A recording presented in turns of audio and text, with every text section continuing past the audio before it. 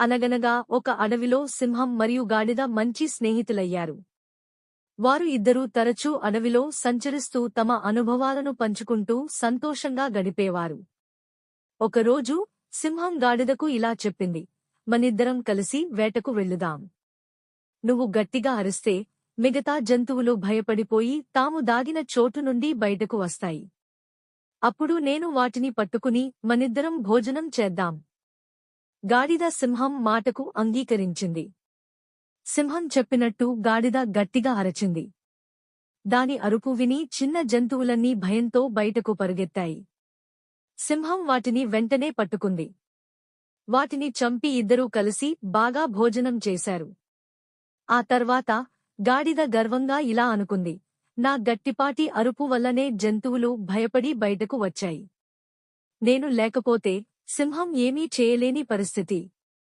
ఇదంతా విన్న సింహం నవ్వుతూ గాడిదకు ఇలా చెప్పింది, అవును, నీ అరుపు పనికి వచ్చింది.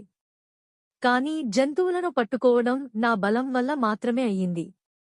కాబట్టి నీ గర్వాన్ని తగ్గించుకో.